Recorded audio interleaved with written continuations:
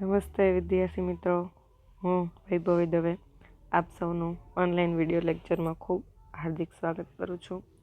અગાઉના લેક્ચરની અંદર આપણે જોઈ ગયા હતા વસ્તુનું મૂલ્ય અને કિંમતનું મૂલ્ય, કોને કિંમત કહેવાય અને કોને મૂલ્ય કહેવાય એ આપણે જોઈ ગયા હતા. હવે આજે એવો જ એક ટોપિક છે વસ્તુઓ અને સેવાઓ. તો કોને વસ્તુ કહેવાય અને કોને સેવા કહેવાય એની અગાઉના લેક્ચરમાં તો થોડીક અમથી તો મેં વાત કરી હતી, પણ આજે આપણે એની ડિટેલમાં વાત કરીએ. પહેલું છે વસ્તુ. માણસ પોતાની વિવિધ જરૂરિયાતો વિવિધ રીતે સંતોષવાનો પ્રયત્ન કરે છે. જે ભૌતિક બાબતો દ્વારા જરૂરિયાતો સંતોષી શકાય તે વસ્તુઓ છે. એટલે કે જે ભૌતિક રીતે જેટલી પણ જરૂરિયાતો આપણે સંતોષી શકીએ છીએ એ બધાને શું કહેવામાં આવશે? વસ્તુઓ. હવે તમને એમ થાય ભૌતિક ને અભૌતિક મેડમ કરે છે, તો અભૌતિક વસ્તુ કોને કહેવાય અને ભૌતિક વસ્તુ કોને કહેવાય? તો કે જે વસ્તુને આપણે સ્પર્શ કરી શકીએ છીએ, જોઈ શકીએ છીએ, એની માપણી કરી શકીએ છીએ, કેટલા પ્રમાણમાં ઉપયોગ થયો છે, એને ઘસારો લાગે છે, તો આ વસ્તુને આપણે શું કહી શકીએ છીએ? ભૌતિક. ભૌતિક એટલે જોઈ શકીએ, સ્પર્શ કરી શકીએ, માપી શકીએ, તો એને શું કહેવામાં આવે? ભૌતિક. અને અભૌતિક એટલે કે જેને આપણે જોઈ નથી શકતા, જેને આપણે સ્પર્શ નથી કરી શકતા, જેને આપણે માપણી નથી કરી શકતા કે કેટલા પ્રમાણમાં એનું જે ગણતરી હોય, કેલ્ક્યુલેશન હોય, એ આપણે નથી કરી શકતા, તો એને શું કહેવામાં આવે? અભૌતિક.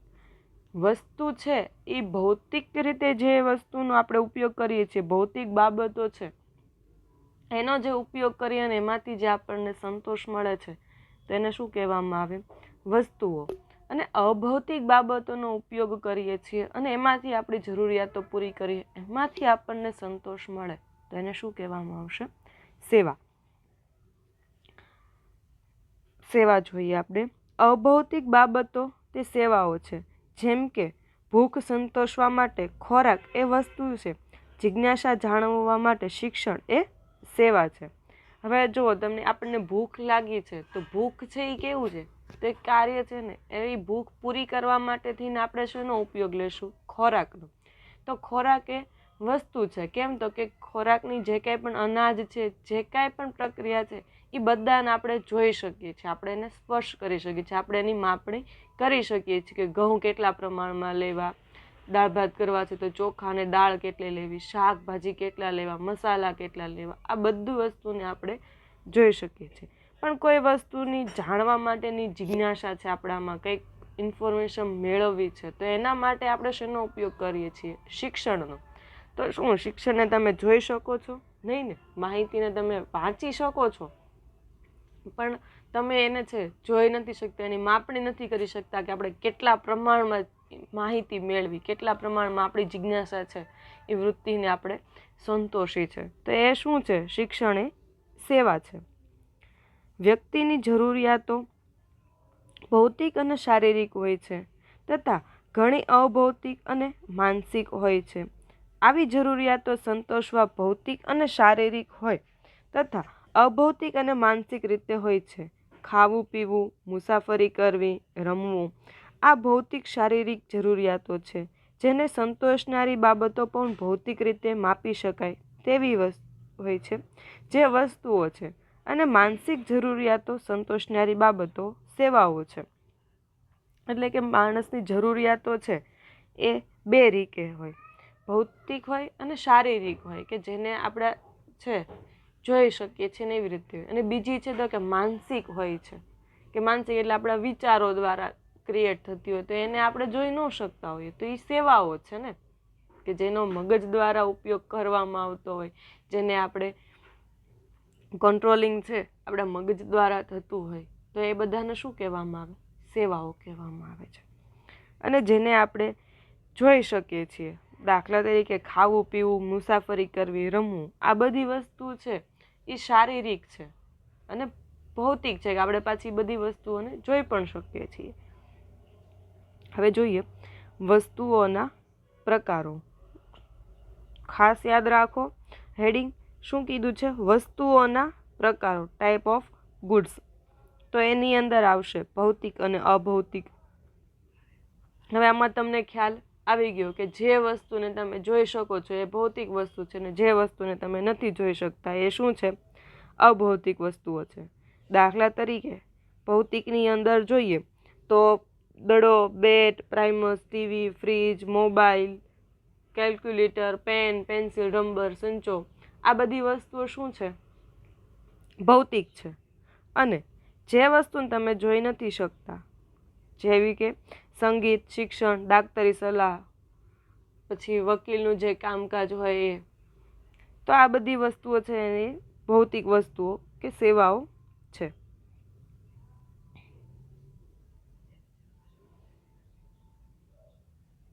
ત્યાર પછીનો નેક્સ્ટ ટોપિક છે સર્વસુલભ વસ્તુઓ અને આર્થિક વસ્તુઓ.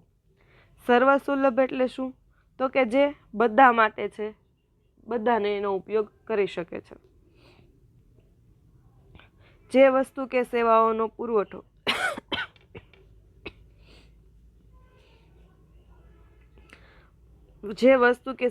પુરવઠો કોઈ પર અંકુશ ન હોય અને જે વસ્તુ કે સેવા સૌને જ્યારે જેટલા પ્રમાણમાં જોઈએ તેટલા પ્રમાણમાં થતી હોય તેવી વસ્તુઓને સર્વસુલભ વસ્તુઓ કહેવાય. જેને જેટલી જોઈએ એટલી લઈ લે, કોઈ એના પર કંઈ કંટ્રોલિંગ રાખે જ નહીં. દાખલા તરીકે હવા, સૂર્યપ્રકાશ, બરાબર, આપણે જેટલું જોતું હોય એટલું લઈ શકીએ. એ કોઈ ભગવાન આપણને એમ ન કહે કે ભાઈ તમારે એટલી દવા લેવાની છે, સૂર્યપ્રકાશ તમારા ભાગમાં આટલો જ આવવો જોઈએ. આપણામાં જેટલી કેપેસિટી એટલું આપણે લઈ શકતા હોય છે. તો એને શું કહેવામાં આવે? સર્વસુલભ. ત્યાર પછી છે આર્થિક. આર્થિક એટલે તમને લોકોને ખ્યાલ આવી ગયું. એની અંદર આર્થિક છે એટલે શું સંકળાયેલું હશે? નાણું, બરાબર.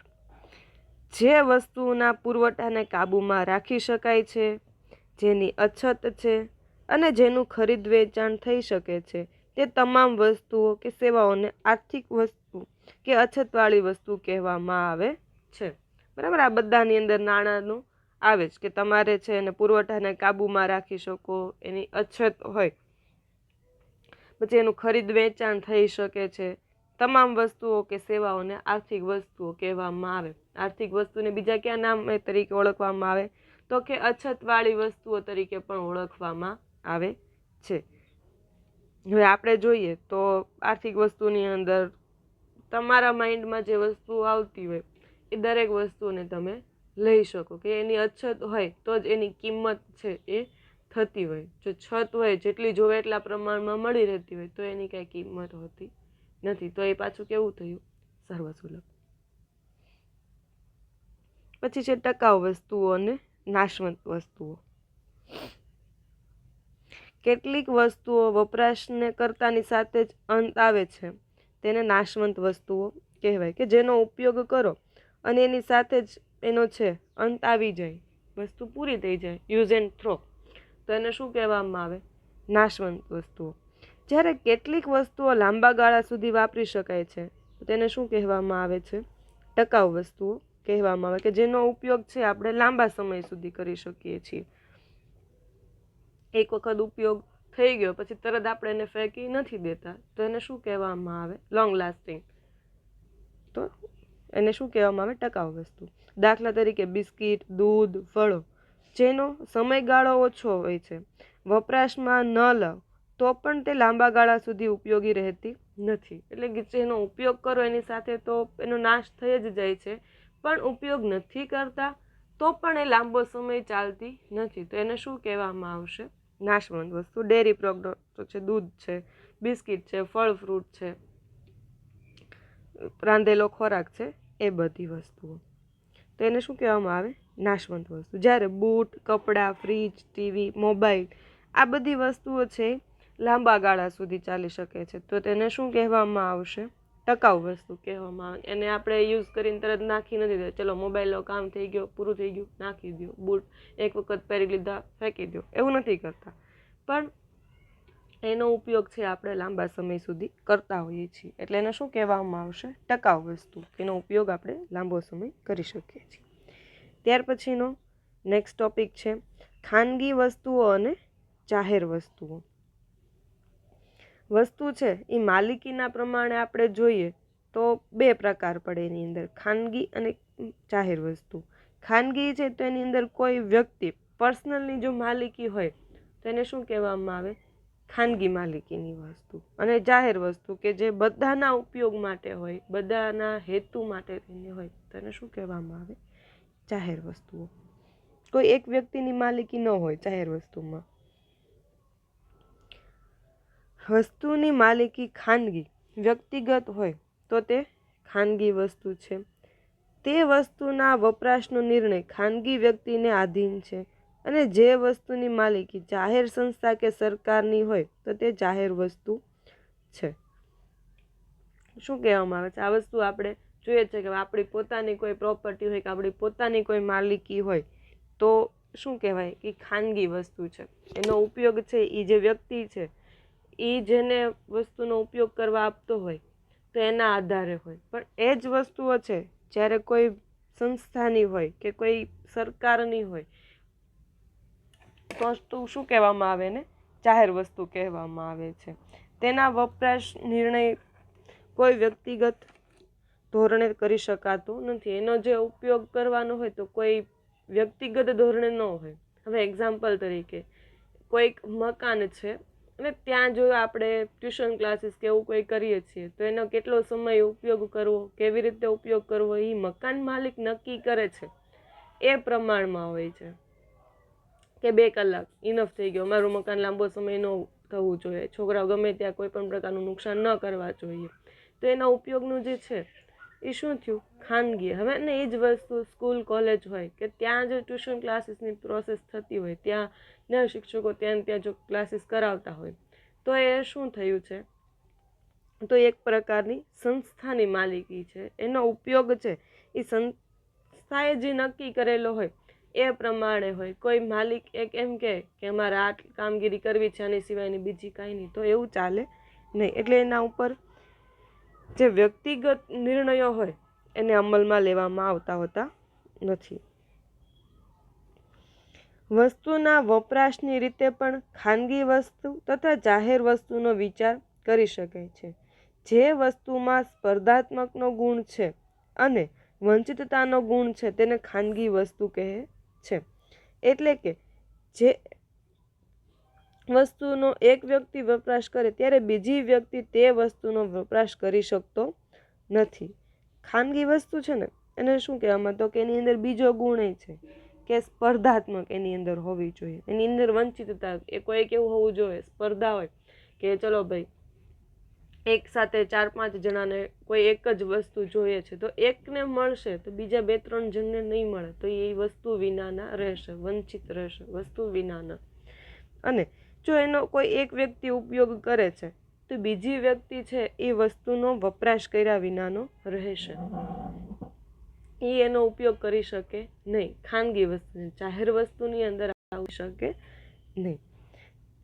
તે સ્પર્ધાત્મકનો ગુણ ધરાવે છે. દાખલા તરીકે જે બિસ્કિટ એક બાળક ખાય છે તે જ બિસ્કિટ બીજાને આપી શકાતું નથી. વળી ખાનગી વસ્તુઓ વંચિતતાનો ગુણ ધરાવે છે. જેમ વ્યક્તિ કિંમત ન ચૂકવે તેને તે જે વસ્તુના વપરાશમાંથી વંચિત રાખી શકાય છે. દાખલા તરીકે કિંમત ન ચૂકવે તેને મોબાઈલ ફોન વાપરવા મળી શકતો નથી. હવે કોઈ એક બાળક છે, હવે એને એક બિસ્કિટ જે આપો છો એની એ જ બિસ્કિટ બીજા બાળકને આપી શકતા નથી આપણે, તો એ શું થયું? ખાનગી વસ્તુ થઈ. એવી જ રીતે છે કે એની અંદર જે વસ્તુની કિંમત છે, હવે જે વ્યક્તિ કે જે વસ્તુ છે એની કિંમત નથી ચૂકવી શકતો તો એને શું કરવું પડે? એ વસ્તુ વિના રહેવું પડે, વસ્તુથી વંચિત રહેવું પડે. કિંમત ચૂકવે છે તો એને એ વસ્તુ મેળવે છે. સ્પર્ધાત્મકનો ગુણ છે અને સાથે સાથે કિંમતનો પણ એની અંદર વપરાશ માટે વંચિત ન રહે એ માટેથીને ચૂકવવી પડતી હોય છે. દાખલા તરીકે કિંમત ન ચૂકવે તો તેને મોબાઈલ ફોન વાપરવા મળી શકતો નથી. મોબાઈલ જોતો હોય તો સ્વાભાવિક છે કે આપણે એને ખરીદવો પડે, એના પૈસા ચૂકવવા પડે. સેમ રીત નેટ રિચાર્જમાં જો તમે રિચાર્જ કરાવો છો તો તમે નેટનો ઉપયોગ કરી શકો છો, નહીંતર તમે નેટ વિનાના વંચિત રહી શકો છો. તો આ શું થઈ? ખાનગી વસ્તુ થઈ. હવે આનાથી વિરુદ્ધ જાહેર વસ્તુઓનો વપરાશ સામૂહિક ધોરણે થાય છે. તે બિન સ્પર્ધાત્મક અને બિનવંચિતતાનો ગુણ ધરાવે છે. આનાથી સાવ વિરુદ્ધ વસ્તુ ખાનગી વસ્તુ હતી કે જે ખાનગી વસ્તુ છે સ્પર્ધાત્મક હતી, તો આ કેવી છે? બિન સ્પર્ધાત્મક છે. ખાનગી વસ્તુની અંદર વંચિતતાનો ગુણ હતો. કોઈ એક વ્યક્તિ છે એ કિંમત ન ચૂકવે તો એને વંચિત રહેવું પડે, વસ્તુ વિનાનું રહેવું પડે. જાહેર વસ્તુમાં છે એને વસ્તુ વિનાનું રહેવું પડતું નથી, બિનવંચિતતાનો ગુણ ધરાવે છે. કોઈ એક વ્યક્તિ ઉપયોગ ન કરે પણ સમૂહમાં ઉપયોગ કરતો હોય છે. બિન સ્પર્ધાત્મક એટલે એક વ્યક્તિ વસ્તુનો વપરાશ કરે તો પણ બીજી વ્યક્તિના વપરાશમાં ઘટાડો થતો નથી. કોઈ એક વસ્તુ છે એનો ઉપયોગ કરે તો બીજો વ્યક્તિ પણ એ વસ્તુનો ઉપયોગ કરી શકે છે. તેના વપરાશની અંદર કોઈ પ્રકારનો કંઈ ઘટાડો થાય નહીં, એના કિંમતની અંદર કોઈ પ્રકારનો કંઈ ઘટાડો થાય નહીં. દાખલા તરીકે બગીચાનો લાભ એક વ્યક્તિ લે ત્યારે બીજાના લાભમાં ઘટાડો થતો નથી. હવે બગીચાની અંદર ફરવા ગયા હોઈએ તો કોઈ એક વ્યક્તિ બગીચામાં બેઠો હોય તો બીજા વ્યક્તિ ત્યાં બેસી ન શકે એવું ન થાય, એ પણ એનો લાભ લઈ શકે ને. બગીચાના કંઈ એના ફૂલની અંદર કે એની જગ્યાની અંદર કે કોઈ જગ્યાએ કંઈ ઘટાડો ન થાય. તો એ શું થયું છે? જાહેર વસ્તુ થઈ. બિનવંચિતતા એટલે કિંમત ન ચૂકવે તેને વસ્તુ કે સેવાના લાભમાંથી વંચિત રાખી શકાતો નથી. બિનવંચિત એટલે શું કે કિંમત ચૂકવે તો જ છે એને લાભ મળે એવું નહીં. કિંમત નથી ચૂકવતો તો પણ તમને ત્યાં વસ્તુ જવાનું અને વસ્તુનો લાભ મેળવવામાં આપવામાં આવતો હોય છે.